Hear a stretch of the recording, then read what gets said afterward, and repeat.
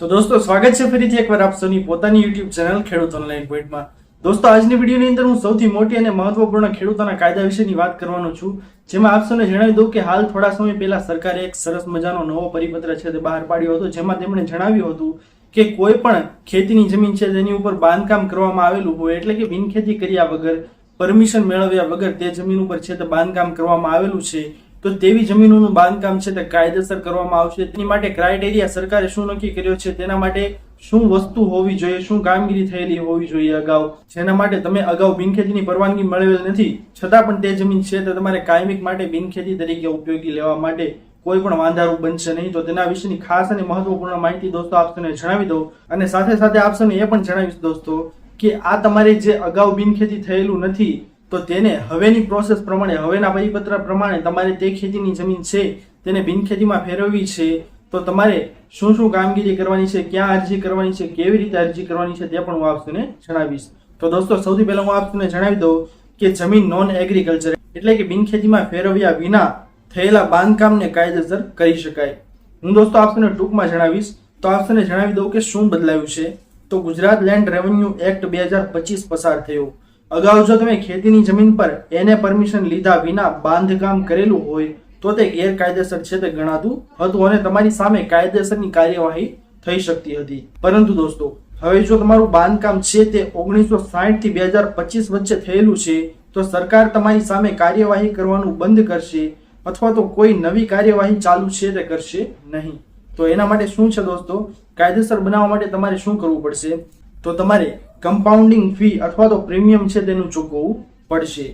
હવે એના માટે આપણે દેવું પડશે જરૂરી દસ્તાવેજો, સાથે સાથે માલિકીનો પુરાવો, જમીનના નકશા, ટેક્સની રસીદ વગેરે તમારે દસ્તાવેજો છે તે આપવાના રહેશે।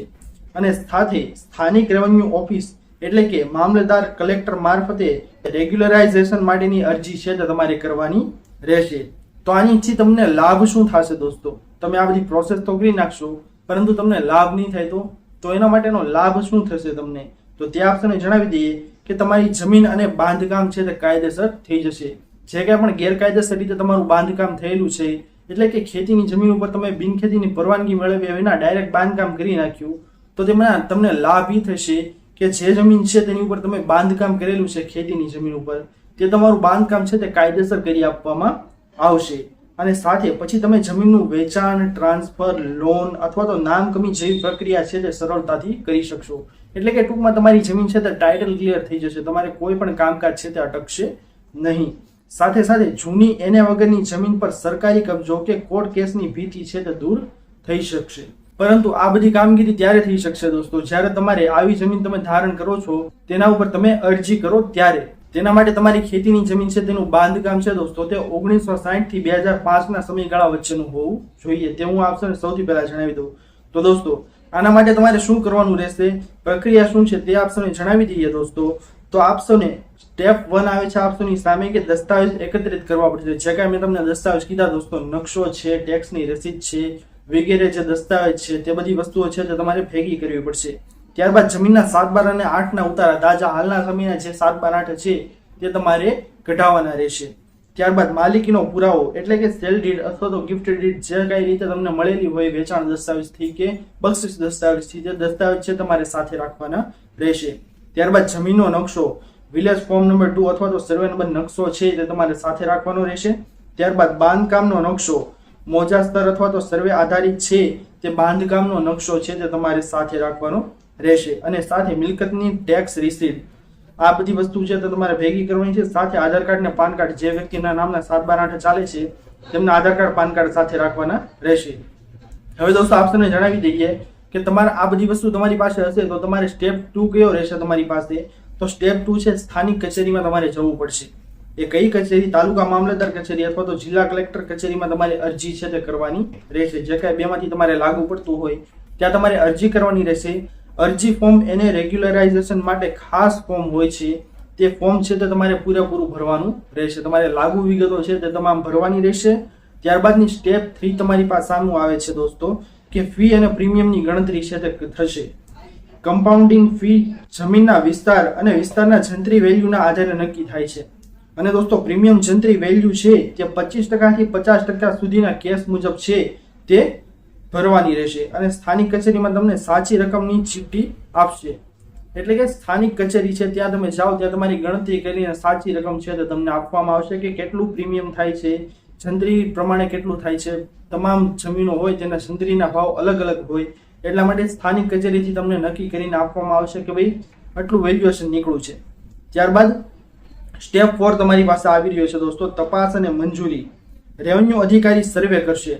તમારી જમીન છે તેના તમામ દસ્તાવેજો છે, તમામ નકશા અને તમામ વિગતો છે તે તમારી ચેક કરશે અને બાંધકામનો સમયગાળો ખાસ કરીને ચેક કરશે કે બાંધકામ છે તે 1960 થી કે 2005ના સમયગાળા વચ્ચેનું છે કે કેમ, એ સાબિત કરવાનું રહેશે અધિકારીને. બધું સાચું અને રેગ્યુલર અને વ્યવસ્થિત હોય દોસ્તો તો રેગ્યુલરાઇઝેશનનો ઓર્ડર છે તે તમને આપવામાં આવશે. અને સ્ટેપ 5 છે, જમીન હવે કાયદેસર એને તરીકે ગણાશે. એટલે કે જમીનની અંદર તમે લોન લઈ શકશો, નામ કમી કરી શકશો, કોઈ પણ વ્યક્તિને આસાનીથી વેચી શકશો.